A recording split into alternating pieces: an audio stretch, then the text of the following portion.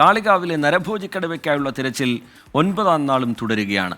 3 ഇടങ്ങളിൽ കൂട് സ്ഥാപിച്ചിട്ടും കടുവയെ കണ്ടെത്താൻ ഇതുവരെ കഴിഞ്ഞിട്ടില്ല. കരുവാരക്കുണ്ട് മേഖലയിൽ വനംവകുപ്പിന്റെ പരിശോധന തുടരുമ്പോൾ ആശങ്കയിലാണ് പ്രദേശവാസികൾ.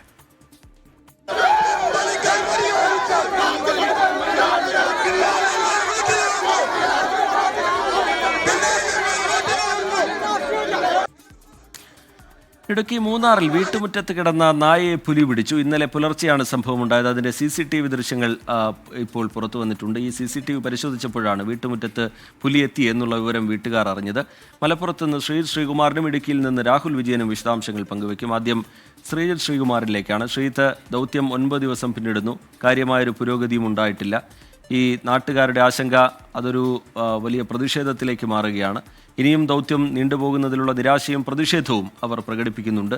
എന്താണ് അവിടെ നിന്ന് പങ്കുവയ്ക്കാൻ കഴിയുന്ന വിവരങ്ങൾ? ദൗത്യം ഈ ഘട്ടത്തിൽ നേരിടുന്ന പ്രതിസന്ധികൾ എന്താണ് ശ്രീ?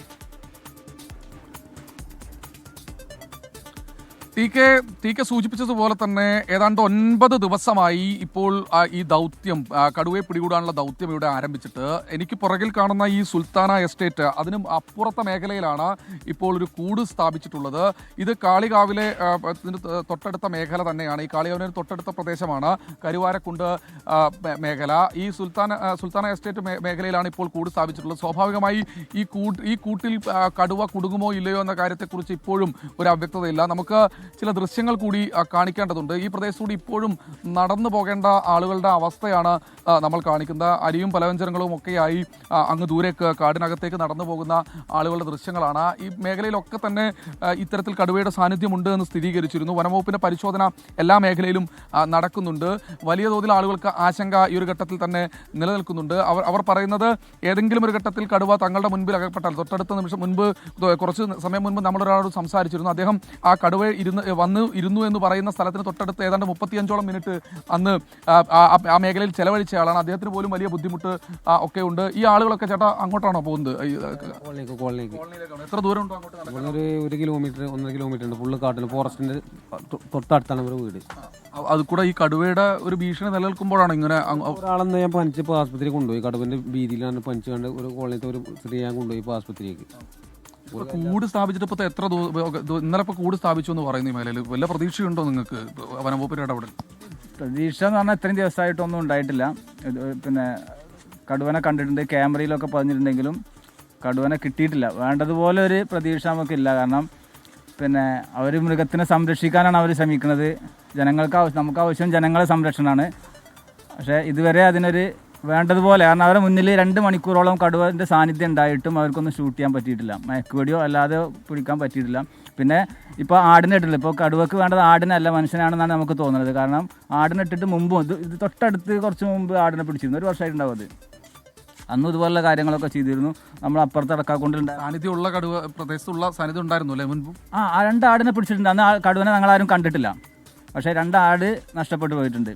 ഇതാണ് നാട്ടുകാർക്ക് പറയാനുള്ളത്. വലിയ ബുദ്ധിമുട്ട് ഈ ഒരു ഘട്ടത്തിൽ അവർക്ക് ഉണ്ട്. അവർ വലിയ പ്രതിഷേധത്തിലാണ്. ഇന്നലെയൊക്കെ വനംവകുപ്പുകാരുടെ മുൻപിൽ വലിയ പ്രതിഷേധം അവർ നടത്തിയിരുന്നു. ഇനിയും ഇത്തരത്തിൽ കടുവയെ പിടികൂടാനായില്ലെങ്കിൽ ശക്തമായ ജനകീയ പ്രതിഷേധമെന്നാണ് അവർ പറയുന്നത്. പക്ഷേ വനംവകുപ്പ് ഉദ്യോഗസ്ഥർ ഇപ്പോഴും അതിനകത്തുണ്ട്. അവർ പരിശോധന തുടരുകയാണ് എന്ന് അറിയിച്ചിട്ടുണ്ട്. വയനാട്ടിൽ നിന്നുള്ള പ്രത്യേക RRT സംഘമൊക്കെ ആ മേഖലയിൽ ഇപ്പോഴും തുടരുന്നുണ്ട്. എന്തായാലും കടുവയെ പിടികൂടാൻ കഴിയാത്ത 9ാം നാൾ ആശങ്കയിൽ തന്നെയാണ് കരുവാരക്കുണ്ട്, കാളികാവ് ഉൾപ്പെടെയുള്ള പ്രദേശത്തെ ജനങ്ങളെന്ന് നിസ്സംശയം നമുക്ക് ദൗത്യസംഘം എന്താണ് വിശദീകരിക്കുന്നത്? ഒരു ഘട്ടത്തിൽ ഈ ദൗത്യത്തിനിടെ കടുവയെ കാണുന്നുണ്ട്, പക്ഷേ വെടിവെക്കാൻ അനുകൂലമായ സാഹചര്യമായിരുന്നില്ല. ഇതിന്റെ ആക്ഷൻ പ്ലാൻ മാറ്റുന്നതോ ഇപ്പോൾ ഇത്രയും ദിവസം പിന്നിടുന്നു? നാട്ടുകാരാണെങ്കിൽ വലിയ ആശങ്കയും പരാതികളും ഒക്കെ ഉയർത്തുന്ന ഒരു പശ്ചാത്തലം. അതിനിടയിൽ ആക്ഷൻ പ്ലാനിൽ എന്തെങ്കിലും മാറ്റം ദൗത്യസംഘം ആലോചിക്കുന്നുണ്ടോ ശ്രീ?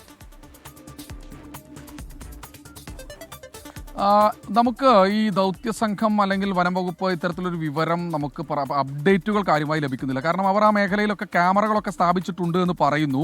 ഈ ആളുകളൊക്കെ തന്നെ പറയുന്നത് വന്യജീവിയെ മറ്റാരെങ്കിലും ആക്രമിക്കുന്നുണ്ടോ എന്ന് പരിശോധിക്കാനാണോ ഈ ക്യാമറ സ്ഥാപിച്ചിരിക്കുന്നതെന്നൊക്കെയാണ് ചോദിക്കുന്നത്.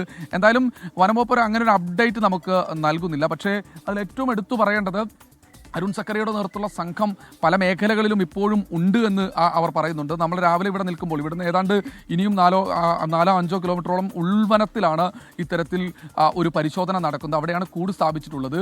അവിടെ ആദിവാസി വിഭാഗത്തിൽപ്പെട്ട ആളുകൾ കണ്ട സ്ഥലം, ഈ കടുവയെ കണ്ട സ്ഥലം കാണിച്ചു കൊടുക്കുകയും ആ മേഖലയിൽ കടുവയുടെ സാന്നിധ്യം സ്ഥിരീകരിച്ച് അവിടെയാണ് ഒരു പരിശോധന ഇപ്പോൾ തുടർന്നുകൊണ്ടിരിക്കുന്നത്. സ്വാഭാവികമായി അതിൻ്റെ ഒരു അപ്ഡേറ്റ് ഇതുവരെ ലഭിച്ചിട്ടില്ല. പക്ഷേ വിവിധ സംഘങ്ങൾ ഇവിടെ തന്നെ തുടരുന്നുണ്ട്. രാത്രിയിലും ആ സംഘം ഈ പ്രദേശത്ത് തന്നെ തുടരാനാണ് തീരുമാനം. എന്നാലും ആളുകൾ ആശങ്കയിലാണ്. ഇവിടെ മദ്രസയിലൊക്കെ പോകുന്ന കുട്ടികളുണ്ട്. ആ കുട്ടികളൊക്കെ വലിയ ആശങ്കയിലാണുള്ളത്. പുറത്തേക്ക് ഇറങ്ങാൻ കഴിയുന്നില്ല. കുറച്ചാളുകൾ പഠിക്ക് പോലും പോകാൻ കഴിയാതെ, റബ്ബർ ടാപ്പിങ്ങിന് പോലും പോകാൻ കഴിയാതെ. ശരി, അത് തന്നെയാണ്. ശ്രീകുമാരൻ സംഭവ സ്ഥലത്ത് നിന്ന് വിവരങ്ങൾ നൽകുകയായിരുന്നു.